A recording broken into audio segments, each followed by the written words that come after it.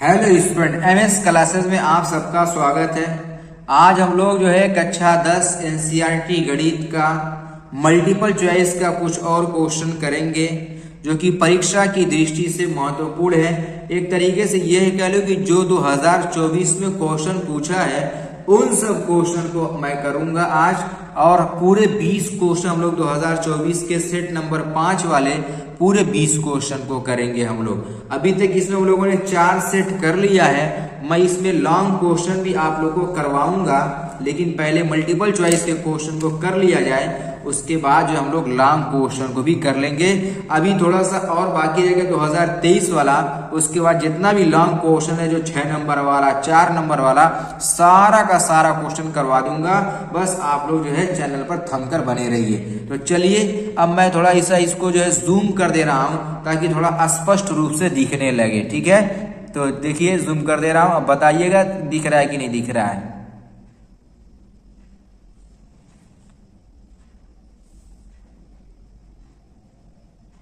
अब देखिए इस तरीके से जो थोड़ा सा स्पष्ट दिखने लग गया होगा, उम्मीद करता हूं कि।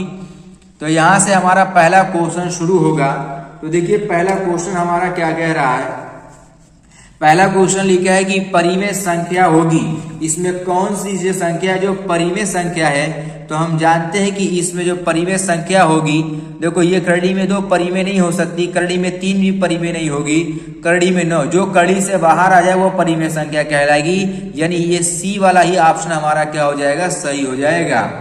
अब देखिए इसका दूसरा प्रश्न क्या लिखा है। दूसरा प्रश्न ये लिखा है कि किसी द्विघात समीकरण y बराबर ax square plus bx plus c a not equal to 0 का ग्राफ का आकार होगा।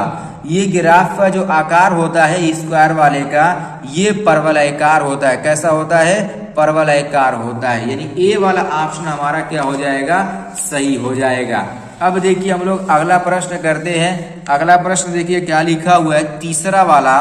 तो तीसरा वाला प्रश्न जो हमारा है वो ये लिखा है कि समीकरण निकाय ए एक्स के बटा में ए बराबर वाई के बटा में बी, और फिर यहाँ लिखा ए एक्स प्लस बी वाई बराबर ए स्क्वायर प्लस बी स्क्वायर में हम लोगों को क्या करना है कि वाई का मान निकालना है। देखिए मैं इसको हल करके बता दे रहा हूं आप लोगों को कि यहाँ पर इसको अगर हल करेंगे, बोलो क्रॉस मल्टीप्लाई करेंगे तो क्या हो जाएगा, बी एक्स माइनस ए वाई, बी एक्स बराबर ए वाई हो जाएगा। ए वाई पक्षांतर कर लीजिए, इधर कितना हो जाएगा कि बी एक्स माइनस ए वाई बराबर 0 हो गया। दूसरा समीकरण यहाँ पर ए एक्स है। देखो यहाँ पर क्या है कि ए एक्स प्लस बी वाई बराबर ए स्क्वायर प्लस बी स्क्वायर, ये है ना। अब देखो दोनों को जोड़ने पर या घटाने पर कुछ कट नहीं रहा है, तो मैं इसमें जो है ए से गुणा कर दूं और इसमें बी से गुणा कर दूंगा तो पहला वाला स्टेप कट जाएगा।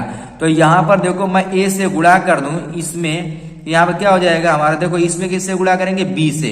तो बी से करेंगे इसमें तो क्या हो जाएगा, a b x plus b square y, और यहाँ पर ये इधर भी बी से गुणा होगा तो यह ब्रैकेट के बाहर कर दे रहा हूं, ए स्क्वायर प्लस यहाँ पर रहेगा बी स्क्वायर। ठीक है, अब फिर यहाँ पर इसमें ए से गुणा करेंगे, यहाँ पर क्या होगा, a b x minus a square y बराबर 0 हो जाएगा। ठीक, अब घटा देंगे, ये माइनस ये प्लस हो जाएगा, ये माइनस ये से क्या जाएगा, कट जाएगा। और यहाँ पर देखो इसमें से y को कॉमन कर देंगे ना, देखो ये प्लस हो गया ना, अब ये भी प्लस है तो क्या हो जाएगा, ए स्क्वायर प्लस बी स्क्वायर बराबर बी, और ब्रैकेट के अंदर हमारा हो जाएगा यहाँ पर ए स्क्वायर प्लस बी स्क्वायर। ठीक, अब देखो ये वाला इससे क्या कट जाएगा तो बी वाई का मान कितना आ जाएगा, बी होगा कि नहीं होगा। ये हम लोग को y का मान मिल गया। y का मान कितना मिला, b मिल गया। अगर x का मान निकालने के लिए कहेगा तो वो a हो जाएगा। ठीक है, इसका b वाला ऑप्शन, c वाला जो ऑप्शन हमारा वो राइट हो जाएगा।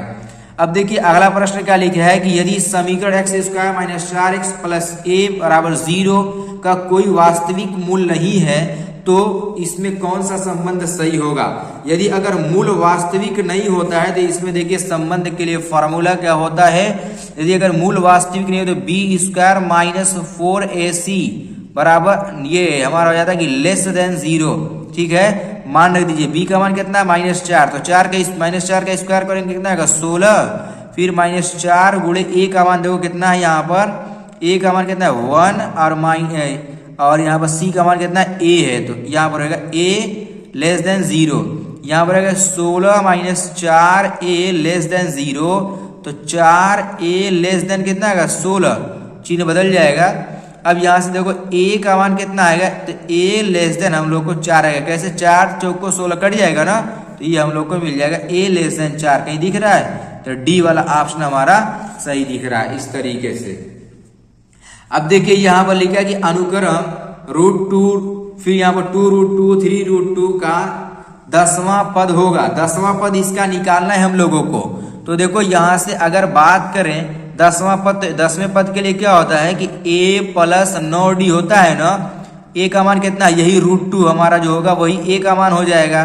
फिर प्लस 9 गुणे d का मान कितना होगा, बोलो इसमें से इसको घटाएंगे तो देखो √2 में से, यहाँ पर देख लो √2 में से, 2√2 में से जो है √2 को माइनस करेंगे तो कितना आएगा, केवल √2 आएगा, यही d का मान हो जाएगा। ठीक है ना। अब यहाँ पर रखेंगे, रख दो, तो ये कितना आएगा, √2 प्लस 9√2 मिला लेंगे, इसको कितना हो जाएगा आपका, ये 10√2 हो जाएगा। ठीक, अब 10 को जरा अंदर लेकर के जाओ, तो अंदर जाएगा तो क्या आएगा, स्क्वायर बन के ना, तो 10 10 में 100 यानी 100 हो जाएगा, 100 गुणे 2। अब देखो ये कितना आएगा, करड़ी में 200। अब देखो कहीं ऑप्शन में करड़ी में 200 दिख रहा है, तो सी वाला ऑप्शन जो है हमारा यही करड़ी में 200 होगा, यही सही भी है। अब देखिए अगला प्रश्न हमारा क्या कह रहा है, तो अगला प्रश्न ये लिखा है कि निम्नलिखित सारणी का माध्य होगा। माध्य ये वाला पिछले पेपर में भी पूछा था, तो आप लोग माध्य इसका निकाल लीजिएगा, क्योंकि ऑप्शन दिया नहीं है, लेकिन आप लोग इसका माध्य निकाल लीजिएगा। माध्य निकाल करके आप लोग हल करिए, कोई दिक्कत की बात नहीं है, आसानी के साथ इसको हल कर लीजिएगा। माध्य निकाल लीजिए, कोई दिक्कत नहीं है। आप लोग को ये हल करने वाले में भी 2 नंबर में पूछ सकता है। अब चलिए अगला प्रश्न मैं बताता हूँ, क्या लिखा है कि त्रिभुज ABC और DEF में AB के बटा में DE। देखो यहाँ पर पहले 2 त्रिभुज बना दे रहा हूं मैं। एक त्रिभुज ये है ABC और यहाँ पर एक त्रिभुज बना दे रहा हूं DEF। क्या है, DEF। अब देखो AB के बटा में DE यानी ये वाली और ये वाली DE, और BC के बटा में FD यानी ये वाला इसके ठीक अनुपात में दिया हुआ है। क्वेश्चन कह रहा है फिर इसमें से कौन सा कथन सत्य होगा। देखो ये भुजा, ये वाली भुजा, फिर अब इन दोनों भुजा के बीच में कोण, यहाँ पर D है और यहाँ पर क्या है, B है, तो B और यहाँ पर देखो D कहीं बराबर दिख रहा है, B और D, तो यहाँ पर D वाला ऑप्शन हमारा क्या हो जाएगा, राइट हो जाएगा। ठीक, अब देखिए अगला प्रश्न क्या कह रहा है, ये देखो लिखा है कि 0 4 0 0 4 3 4 के त्रिभुज का परिमाप होगा। तो ये हमारे सिलेबस में नहीं है, आप लोग को ये वाला जो है नहीं पढ़ना है। त्रिभुज का परिमाप वाला आपको सिलेबस पे हटा दिया गया है, इसका ध्यान रखिए, इसको नहीं पढ़ना है, यानी ये क्वेश्चन हमारा सिलेबस में नहीं है, इसको हटा दीजिए आप लोग। ठीक, अब चलिए अगला क्वेश्चन क्या लिखा है। अगला क्वेश्चन ये कह रहा है हमारा कि 3 tan a बराबर 4, तो sec a का मान होगा। sec a का मान क्वेश्चन में पूछ रहा है कि इसमें sec a का मान कितना होगा। तो चलिए इसको जो हम लोग हल करके देख लेते हैं कि sec a का मान कितना होगा। तो यहाँ पर क्वेश्चन में लिखा है 3 tan a, तो यहाँ से अगर tan a की बात करें तो tan a बराबर कितना हो जाएगा, 4 के बटा में 3 हो जाएगा ना। और इसमें हम बना देंगे त्रिभुज, लंब के बटा में आधार, यही होता है ना, ए ये कोण है, तो लंब कितना है 4 और ये 3, ये कितना आएगा हमारा 5। क्वेश्चन कह रहा है कि sec a का मान निकालिए। तो sec बराबर क्या होता है, sec बराबर होगा कर्ण के बटा में आधार। कर्ण कितना है 5 और आधार कितना है हमारा 3, 5 के बटा में 3 हो जाएगा, यानी डी वाला ऑप्शन आपका सही हो जाएगा इस तरीके से। अब देखिए अगला प्रश्न क्या कह रहा है, लिखा है कि tan alpha plus cot alpha, तो tan square alpha plus cot square alpha का मान होगा। आने को तो 23 आएगा, मैं हल करके बता दे रहा हूं कि कैसे 23 आएगा। देखिए जो हमारा ये है ना, इसी का जो है दोनों पक्षों का हो स्क्वायर कर दो, दोनों पक्षों का जो है स्क्वायर कर दीजिए। स्क्वायर कर देंगे तो आप लोग को मिल जाएगा। तो यहाँ पर देखो हमारा क्या है कि tan अल्फा है ना, तो tan alpha plus cot alpha का होल स्क्वायर बराबर 5 का स्क्वायर। पढ़िए यहाँ पर फॉर्मूला लगाइए, क्या आएगी tan square alpha plus cot square alpha plus 2 tan alpha cot alpha बराबर यहाँ कितना आएगा 25। इसी का मान निकालना है तो इसको लिख लीजिए ऐसे ही कि tan square alpha plus cot square alpha plus 2 tan alpha. Cot को क्या लिख सकते हैं 1/10 लिखेंगे ना, तो 1/10 अल्फा बराबर 25 हो जाएगा। ये 10 अल्फा से 10 अल्फा कट जाएगा। अब यहां से जो है देखो यहां पर रहेगा कि 10 square alpha plus cot square alpha plus 2 बराबर ये 25 हो जाएगा। अब इसी 2 को जरा उठा के पक्षांतर कर दिए कि 25 - 2 कितना हो गया हमारा 23 हुआ ना। किसके बराबर, इसके बराबर हो गया हमारा 23। यानी इसमें देखो सी वाला ऑप्शन आपका क्या हो जाएगा, राइट हो जाएगा। अब ये वाला एक और अगला क्वेश्चन देखिए त्रिकोणमिति वाला, वो भी है।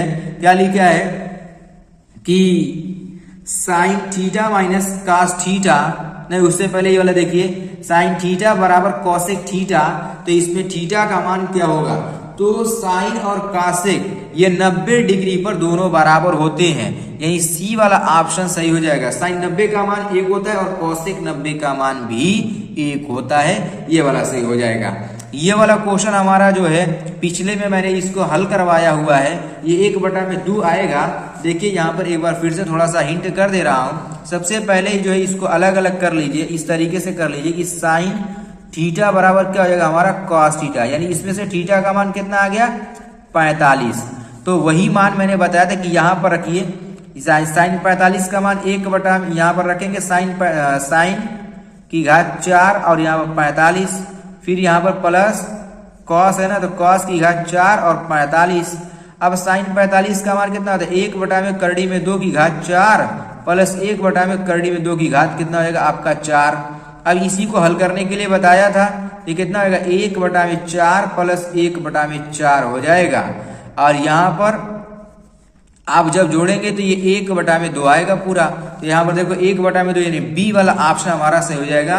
पिछले लेक्चर में इसको मैंने हल भी करवाया हुआ है, वहां से भी आप लोग देख सकते हैं। और देखिए ये देख रहे हैं कितना क्वेश्चन जो है कई बार आ रहा है, एक ही साल में कई बार पूछा गया है। उसके ऊपर वाला भी क्वेश्चन पूछा गया था। अब देखिए अगला प्रश्न क्या लिखा है कि एक बिंदु Q से एक वृत्त पर स्पर्श रेखा की लंबाई 24 सेंटीमीटर है तथा Q वृत्त के केंद्र से दूरी 25 सेंटीमीटर है, तो वृत्त की त्रिज्या होगी 7 आएगा आंसर। हल करके दिखा दे रहा हूं, बता दे रहा हूं, फिगर बना देंगे, आप लोग खुद ही समझ जाओगे। ये हमारा क्या है वृत्त है, ठीक। ये स्पर्श, ये जो स्पर्श रेखा होती है ये त्रिज्या पर हमेशा ये लंब होती है, और ये हमारा विकर्ण है, कर्ण है ये वाला। और इसकी जो है हम लोग को लंबाई दिया है कितना 25, और ये जो स्पर्श रेखा की जो लंबाई है ये हमारा जो है आपको दिया हुआ है 24। ये दिया है तो आप लोग 25 का स्क्वायर माइनस 24 का स्क्वायर करोगे तो ये 7 आ जाएगा। यानी ए वाला ऑप्शन हमारा क्या हो जाएगा, इसका सही होगा। अब देखिए अगला प्रश्न क्या कह रहा है। अगला प्रश्न लिखा है कि यदि एक बिंदु P से O केंद्र वाले किसी वृत्त पर PA और PB स्पर्श रेखा परस्पर 180 डिग्री का कोण पर झुकी है, तो POQ होगा 50 डिग्री। आंसर आएगा आपका इसका। देखिए कैसे 50 डिग्री आएगा, अच्छी तरीके से देख लो एक बार, फिगर इसका देखेंगे तो सब क्लियर हो जाएगा। तो यहाँ पर हमारा जो क्वेश्चन है इसका फिगर ये बनाएंगे, इस तरीके से फिगर बन गया हमारा। ये कोई बिंदु P है, इससे कोई स्पर्श रेखा इस तरीके से आई और यहाँ से कोई स्पर्श रेखा ऐसे आ गई, ठीक। ये हमारा इस तरीके से ये क्या होगी त्रिज्या, ठीक। ये वाला कोण और ये वाला कोण दोनों का योग 180 डिग्री, क्योंकि ये हमारा कितना हो जाएगा 180 डिग्री होगा। ये बिल्कुल सीधा नहीं रहेगा, थोड़ा सा झुका करके रहेगा, मेरे बनाने में थोड़ा सा इस तरीके से हो गया है। अब देखो ऐसे रेखा कोण पूछा, इस वाले कोण को पूछा है, ये 80 अरे ये 90 है, ये वाला हिस्सा हमारा कितना 40 हो जाएगा। तो त्रिभुज के तीनों कोणों का योग कितना होता है 180 डिग्री। ये कितना बचेगा हमारा 50 डिग्री बचेगा। ये वाला कितना आंसर आएगा हमारा 50 डिग्री, यानी बी वाला ऑप्शन आपका राइट हो जाएगा। अब देखिए अगला प्रश्न बस फार्मूला बताना है कि इसका त्रिज्याखंड के क्षेत्रफल का फार्मूला बताना है। तो त्रिज्याखंड के क्षेत्रफल का फार्मूला आप लोग को अच्छी तरीके से मालूम होगा, जरा कमेंट करके इसको बताइए तो मैं देखो आप लोग को त्रिज्याखंड के क्षेत्रफल का फार्मूला क्या होता है। अब देखिए अगला प्रश्न क्या लिखा है। अगला प्रश्न ये लिखा हुआ है कि एक ठोस पाइप का व्यास 4 सेंटीमीटर है उसकी लंबाई 20 सेंटीमीटर है। पाइप में प्रयुक्त धातु का आयतन, आयतन के लिए फॉर्मूला क्या होता है हमारा, पाई आर स्क्वायर एच। बेलन है तो पाई आर स्क्वायर एच हो जाएगा। पाई का मान नहीं रखना है, आर का मान देखो, ये जो व्यास है 4 है, त्रिज्या कितनी होगी 2, तो यहाँ पर 2 का स्क्वायर करोगे तो फिर 4 हो जाएगा। और एच का मान कितना है 20, तो 20 चौक को 80, कितना आएगा 80 पाई सेंटीमीटर स्क्वायर, यानी ये वाला डी वाला ऑप्शन आपका सही हो जाएगा। अब देखिए जो ऊपर वाला है थीटा के बटा में 360 पाई आर स्क्वायर हो जाएगा। अब देखो यहाँ पर ये वाला थीटा के बटा में 720 गुणे 2 पाई आर स्क्वायर, यानी यही वाला ऑप्शन आपका राइट हो जाएगा यहाँ पर।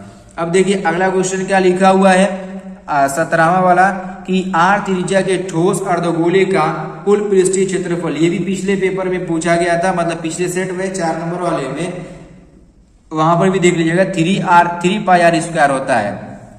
सी वाला ऑप्शन सही हो जाएगा। अब यहाँ पर देखिए, यहाँ पर लिखा कि माध्यक वर्ग होगा, इसका माध्यक वर्ग क्वेश्चन में पूछा गया है, तो माध्यक वर्ग पूछा, लेकिन इसका ऑप्शन नहीं दिया है। माध्यक वर्ग इसका जो हमारा होगा यही 30 से 40 वाला होगा। अधिकतम बारंबारता का जो होगा वही माध्यक वर्ग कहलाएगा। ठीक है, अब चलिए हम लोग आगे का प्रश्न देखते हैं। अगला प्रश्न क्या कह रहा है, प्रश्न संख्या 19, और देखिए 19वां यहाँ पर लिखा हुआ है कि एक बारंबारता सारणी का माध्यक क्रमशः 30 और जो है कितना है 35 है, तो इसका जो है बहुलक होगा।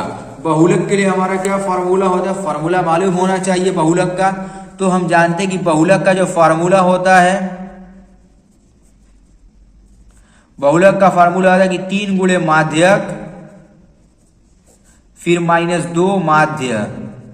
फॉर्मूला होता है तो 3 गुणे माध्यक कितना हमारा 35 है, यहाँ पर आएगा 35 - 2 गुणे 30, तो यहाँ पर 35 दिया कितना आएगा 105 माइनस यहाँ पर हो जाएगा हमारा, देखो पहले माध्य बाद में माध्यक है, ठीक है, तो यहाँ पर 60 हो जाएगा। आप घटा लीजिए, इसमें कितना आएगा 45, कहीं 45 दिया ऑप्शन में, डी बी वाला, यही वाला ऑप्शन हमारा क्या हो जाएगा राइट भी हो जाएगा, बी वाला ऑप्शन आपका सही भी हो जाएगा इस तरीके से।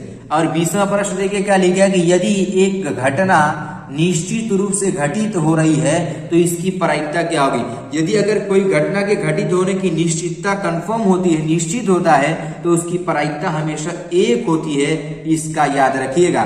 कोई भी घटना यदि घटित हो रही है और वो निश्चित घटना है तो निश्चित घटना की प्रायिकता 1 होती है, यानी डी वाला ऑप्शन आपका राइट हो जाएगा।